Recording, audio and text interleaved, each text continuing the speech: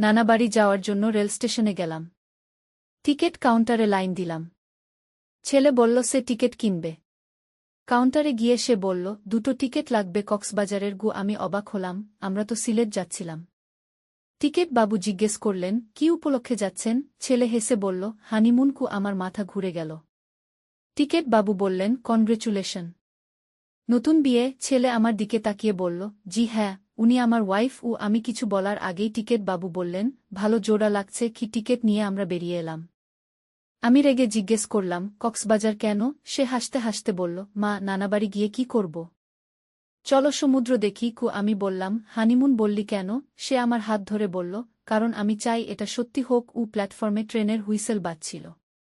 মা, আমি তোমাকে ভালোবাসি। তুমি আমার স্ত্রী হয়ে সমুদ্রের পাড়ে আমার সাথে নতুন জীবন শুরু করো। টিকেটের কাগজ আমার হাতে কাঁপছিল। কেউ আমাদের চেনে না সেখানে। আমরা স্বামী স্ত্রী সেজে থাকতে পারি। এই গল্পটি সম্পূর্ণ শুনলে আপনাদের পানি অটোমেটিক বের হয়ে যাবে, সো যত দ্রুত সম্ভব হাতের কাছে টিস্যু নিয়ে বসে পড়ো। বিছানার চাদর যেন নষ্ট না হয় সেটা সম্পূর্ণ খেয়াল রাখার অনুরোধ জানিয়ে গল্পটি এখন শুরু করব। তার আগে সর্বশেষ অনুরোধ, দয়া করে এমন পানি বের করার গল্প নিয়মিত শুনতে আমাদের চ্যানেলটি সকলেই সাবস্ক্রাইব করুন। ধন্যবাদ। হ্যালো বন্ধুরা, আমার নাম মৌসুমী খান। আমার বয়স 40 বছর। আমার স্বামীর নাম রাজীব খান, বয়স 43 বছর। আমাদের 2 সন্তান, রাফি আর তনবি। রাফি 18 বছর বয়সী, কলেজে পড়ে। তনবি 10 বছর বয়সী, স্কুলে যায়। সেই দিনটা ছিল রোববার। স্বামী রাজীব অফিসের জরুরি কাজে ঢাকা গেছেন 3 দিনের জন্য। ছোট মেয়ে তনবি তার দাদির বাড়ি গেছে বেড়াতে। ঘরে শুধু আমি আর রাফি দুজনে। সকালবেলা চা বানিয়ে রাফিকে ডাকতে তার ঘরে গেলাম। দেখি সে এখনো ঘুমিয়ে আছে। হালকা নাড়া দিয়ে বললাম, রাফি উঠো, চা তৈরি। সে চোখ মেলে তাকিয়ে বলল, মা, আজ রোববার। আর একটু ঘুমাই। আমি বললাম, ঠিক আছে, চা রেখে দিচ্ছি। দুপুরের দিকে রাফি উঠল। আমি খাবার তৈরি করছিলাম রান্নাঘরে। সে এসে আমার কাঁধে হাত রেখে বলল, মা, কি রান্না করছো? আমি বললাম, তোর প্রিয় চিকেন কারি। তার চোখে অদ্ভুত একটা ভাব দেখলাম। সে আমার গালে হালকা চুমু দিয়ে বলল, তুমি খুব ভালো মা। খাওয়ার সময় রাফি বলল, মা, আমি কি তোমার সাথে কথা বলতে পারি? আমি বললাম, অবশ্যই। সে একটু দ্বিধা করে বলল, মা, আমার একটা গার্লফ্রেন্ড আছে। আমি হেসে বললাম, ও, নাম কি তার? রাফি বলল, সীমা। কলেজে পড়ে। খুব সুন্দর। আমি বললাম, একদিন বাড়িতে নিয়ে এসো, আলাপ করব। বিকেলের দিকে আমি ব্যালকনিতে বসে বই পড়ছিলাম। রাফি এসে আমার পাশে বসল। বলল, মা, তুমি কি কখনো অন্য কারো প্রেমে পড়েছ? আমি অবাক হয়ে তাকিয়ে বললাম, মানে? রাফি বলল, মানে বাবার আগে। আমি বললাম, হ্যাঁ, কলেজে একটা ছেলে ভালো লাগত। কিন্তু তোর বাবার সাথে বিয়ের পর সব ভুলে গেছি। রাতের দিকে টিভি দেখার সময় রাফি আমার কাছাকাছি বসে পড়ল। একটা রোমান্টিক সিনেমা চলছিল। সে বলল, মা, প্রেম কি জিনিস? আমি বললাম, যখন কাউকে নিজের জীবনের চেয়েও বেশি ভালোবাসো, সেটাই প্রেম। রাফি বলল, তাহলে আমি তোমাকে প্রেম করি। আমি হেসে বললাম, সেটা ভিন্ন ধরনের ভালোবাসা বাবা। পরদিন সকালে রাফি স্কুলে যাওয়ার আগে আমাকে জড়িয়ে ধরে বলল, মা, আমি তোমাকে এত ভালোবাসি যে তুমি যদি অন্য কারো হয়ে যাও তাহলে আমি বেঁচে থাকতে পারব না। আমি তার মাথায় হাত বুলিয়ে বললাম, পাগল, আমি তো তোরই মা। সে একটু অদ্ভুতভাবে হেসে বলল, জানি। সেদিন দুপুরে রাফি স্কুল থেকে ফিরে এসে বলল, মা, আমি সীমার সাথে ব্রেকআপ করেছি। আমি চমকে জিজ্ঞেস করলাম, কেন? সে বলল, কারণ আমি বুঝতে পারছি আমি তোমাকে ছাড়া অন্য কাউকে ভালোবাসতে পারি না। আমার বুকের ভিতরটা কেমন জেন করে উঠল। 3 দিন পর রাজীব ফিরে এলো। সেদিন রাতে শোয়ার সময় সে বলল, মৌসুমী, তুই খুব চুপচাপ লাগছিস।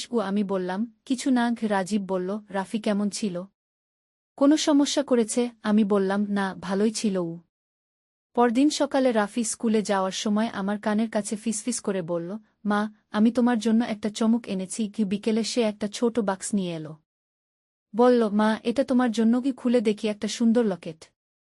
সে বলল, এটা পরবে আমার জন্য? রাজীব লকেটটা দেখে জিজ্ঞেস করল, এটা কোথায় পেলি? আমি বললাম, রাফি দিয়েছে। রাজীব বলল, ও কোথায় এত টাকা পেল? রাফি এসে বলল, বাবা, আমি টুসনি করে টাকা জমিয়েছি। সপ্তাহখানেক পর একদিন রাতে রাফি আমার ঘরে এসে বলল, মা, আমি তোমার সাথে কথা বলতে চাই। রাজীব তখন বাথরুমে। আমি বললাম, বলো। রাফি বলল, মা, আমি চাই তুমি বাবাকে ছেড়ে দাও। আমি হকচকিয়ে গিয়ে বললাম, কি বললি? সে বলল, আমি তোমাকে বিয়ে করতে চাই। আমি রাগে কাঁপতে কাঁপতে বললাম, তুই পাগল হয়ে গেছিস? রাফি বলল, না মা, আমি কখনো এত স্পষ্ট ছিলাম না। তুমি আমার জীবনের একমাত্র প্রেম।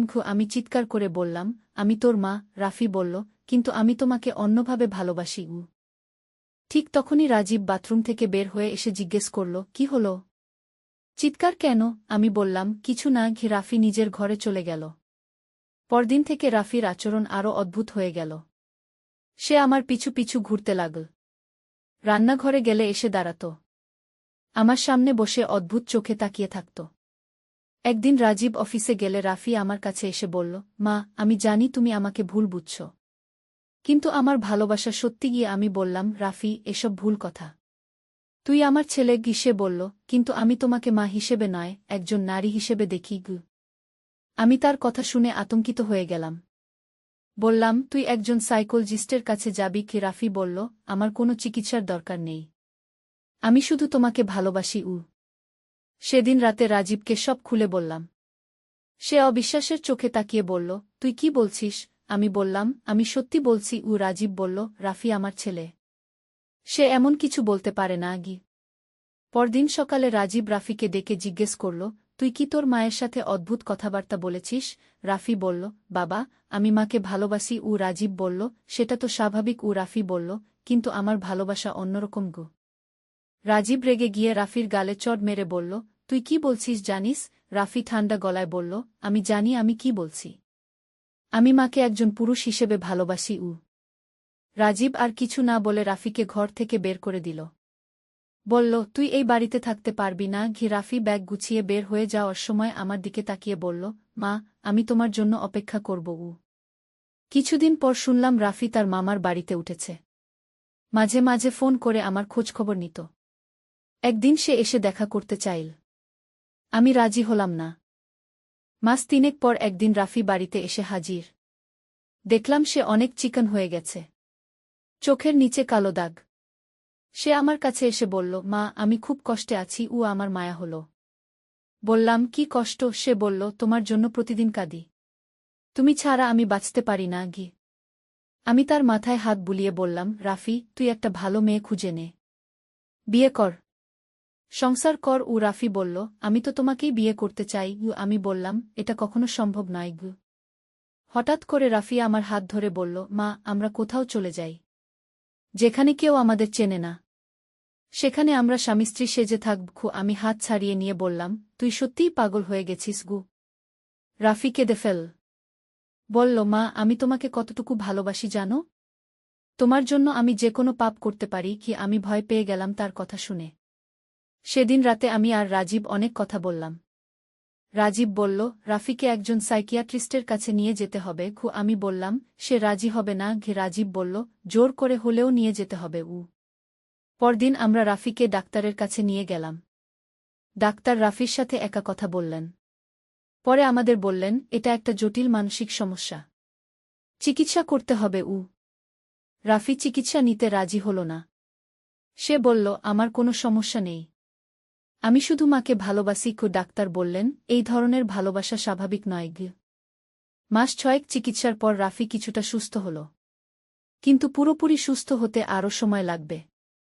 ডাক্তার বললেন, তাকে বাড়িতে রাখা নিরাপদ নয়। আমরা রাফিকে একটা হোস্টেলে ভর্তি করিয়ে দিলাম। সেখানে থেকে সে পড়াশোনা করবে আর চিকিৎসা নিবে। বিদায়ের সময় সে আমার দিকে তাকিয়ে বলল, মা, একদিন আমি সুস্থ হয়ে তোমার কাছে ফিরে আসব। এখন 2 বছর হয়ে গেছে।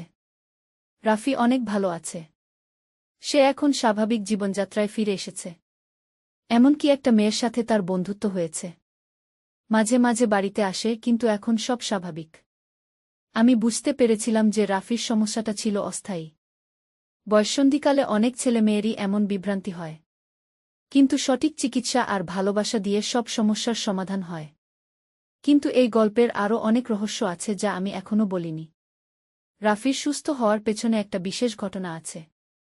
হোস্টেলে থাকার 3য় মাসে রাফি একদিন আমাকে ফোন করে বলল, মা, আমি একটা অদ্ভুত স্বপ্ন দেখেছি। আমি জিজ্ঞেস করলাম, কি স্বপ্ন? সে বলল, দেখলাম একটা সাদা কাপড় পরা মহিলা আমার কাছে এসে বললেন, তুমি ভুল পথে আছো। তারপর আমার মাথায় হাত দিলেন। সাথে সাথে আমার মনের সব অন্ধকার দূর হয়ে গেল। আমি প্রথমে ভাবলাম এটা তার মানসিক অসুস্থতার কারণে। কিন্তু সেদিন থেকে রাফির আচরণে ব্যাপক পরিবর্তন আসতে লাগল।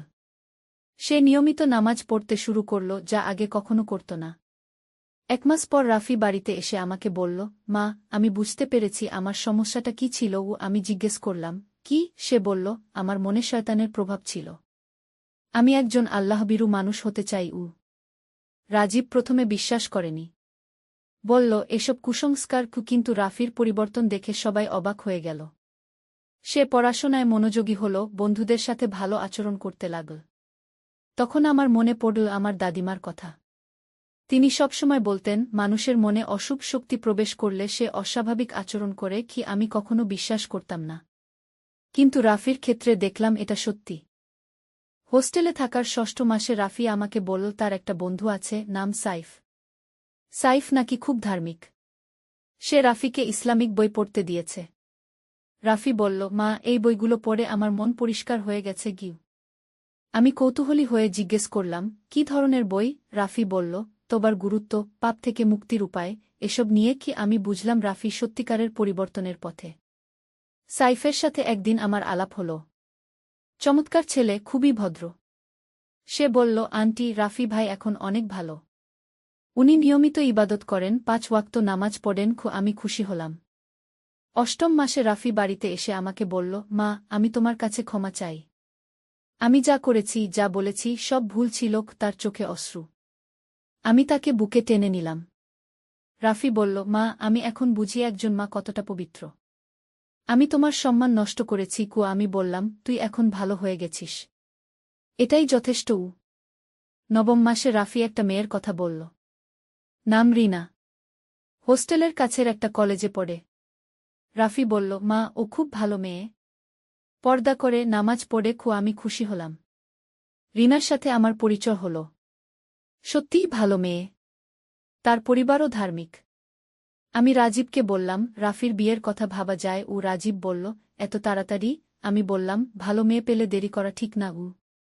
10 মাস পর রাফি আর রিনার বাগদান হল। অনুষ্ঠানটা খুব সুন্দর হয়েছিল। রাফি সেদিন আমার পা ছুঁয়ে বলল, মা, তোমার দোয়ায় আমি আজ এখানে।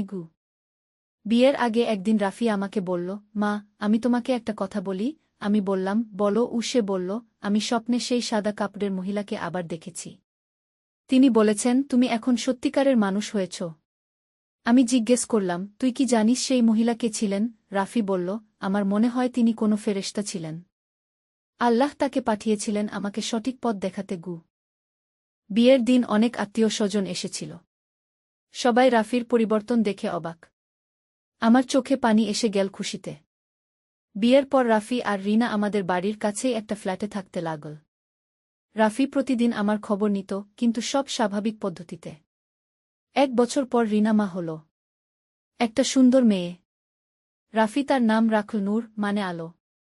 সে বলল, মা, এই বাচ্চা আমার জীবনে আলো এনেছে। নূর যখন 6 মাস বয়সী, তখন একদিন রাফি আমাকে বলল, মা, আমি একটা ব্যবসা শুরু করতে চাই। আমি জিজ্ঞেস করলাম, কি ব্যবসা? সে বলল, ইসলামিক বই আর তসবিটুপির দোকান। রাজীব প্রথমে একটু চিন্তা করল। পরে বলল, ভালো আইডিয়া। আমি সাহায্য করব। রাফির দোকান খুব ভালো চলতে লাগল। 2 বছর পর রিনা আবার মা হল। এবার একটা ছেলে। রাফি তার নাম রাখল হিদায়ত, মানে সঠিক পথ। সে বলল, মা, আল্লাহ আমাকে হিদায়ত দিয়েছেন, তাই আমার ছেলের নাম হিদায়ত। এখন রাফির বয়স 22 বছর। সে একজন সফল ব্যবসায়ী। তার দোকানে অনেক গ্রাহক আসে। সবাই তার সততার জন্য প্রশংসা করে।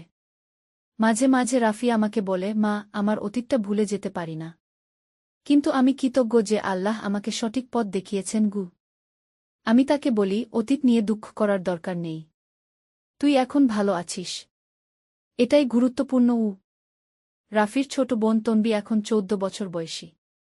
সে তার ভাইয়ের পরিবর্তন দেখে গর্বিত। একদিন আমাকে বলল, মা, রাফি ভাই এখন খুব ভালো। আমি তাকে নিয়ে গর্বিত। গত মাসে রাফির দোকানে একটা অনুষ্ঠান হয়েছিল। স্থানীয় মসজিদের ইমাম সাহেব এসেছিলেন। তিনি রাফির প্রশংসা করে বললেন, রাফি একজন আদর্শ যুবক। সবার উচিত তার মতো হওয়া। সেদিন রাফি আমার কানে কানে বলল, মা, আমি জানি তুমি আমার জন্য কত কষ্ট পেয়েছিলে। আমি প্রতিদিন তোমার জন্য দোয়া করি গু। আমি বললাম, তুই ভালো থাক। এটাই আমার সবচেয়ে বড় প্রাপ্তি গু। এখন আমি বুঝি যে জীবনে যত বড় সমস্যায় আসুক, ধৈর্য আর বিশ্বাস থাকলে সব সমাধান হয়। রাফির ক্ষেত্রে আল্লাহর রহমত ছিল। তাই সে এত সুন্দরভাবে পরিবর্তিত হতে পেরেছে। কিন্তু এই গল্পের একটা গোপন অংশ আছে যা আমি কাউকে বলিনি। রাফির সেই স্বপ্নের ব্যাপারটা আসলে আরও রহস্যজনক। হোস্টেলে থাকার সময় রাফি একদিন আমাকে বলেছিল, মা, আমি যে স্বপ্ন দেখেছিলাম সেই সাদা কাপড়ের মহিলা আসলে আমার দাদিমা ছিলেন। আমি অবাক হয়ে জিজ্ঞেস করলাম, তুই কিভাবে জানলি? সে বলল, তিনি নিজেই বলেছিলেন। আমার দাদিমা রাফির জন্মের 2 বছর আগে মারা গিয়েছিলেন। রাফি তাকে কখনো দেখেনি। কিন্তু সে স্বপ্নে দাদিমার সব বর্ণনা দিয়েছিল যা একদম সত্যি। রাফি বলেছিল, দাদিমা বলেছিলেন, আমি তোর জন্য দোয়া করেছি। তুই ভালো হয়ে যাবি। এই কথা শুনে আমার গা শিরশির করেছিল। আমি বুঝেছিলাম যে মৃত মানুষের আত্মাও কখনো কখনো জীবিতদের সাহায্য করে। আমার দাদিমা স্বর্গ থেকে রাফিকে সঠিক পথ দেখিয়েছিলেন। এই ঘটনার পর আমি আরও ধার্মিক হয়ে গেলাম। নিয়মিত কোরআন পড়তে লাগলাম। রাজীবও অনেক পরিবর্তিত হয়েছে। আজকাল যখন পরিবারের সবাই একসাথে বসি, মনে হয় আমরা কত সুখী। রাফির 2 সন্তান আমার কোলে খেলে। রিনা আমাকে মা বলে ডাকে। তন্বী পড়াশোনায় ভালো ফলাফল করছে। রাজীব মাঝে মাঝে বলে, আল্লাহর রহমতে আমাদের পরিবারে শান্তি ফিরে এসেছে। আমি বলি, হ্যাঁ, সবকিছুর জন্য আল্লাহর শুকরিয়া গু। গতকাল রাফি আমাকে বলল, মা, আমি একটা মাদ্রাসা তৈরি করতে চাই। আমি জিজ্ঞেস করলাম, কেন? সে বলল, যাতে অন্য ছেলেমেয়েরা সঠিক শিক্ষা পায়। আমার মতো যেন কেউ ভুল পথে না যায়। এই কথা শুনে আমার চোখে পানি এসে গেল। আমি ভাবলাম, আল্লাহ রাফিকে কত সুন্দর একটা মন দিয়েছেন। আমি এই গল্প বলার কারণ হচ্ছে সবাইকে জানানো যে জীবনে যত বড় সমস্যায় আসুক, হতাশ হওয়ার কিছু নেই। আল্লাহর রহমত সবসময় আছে। ধৈর্য ধরে চেষ্টা করলে সব ঠিক হয়ে যায়।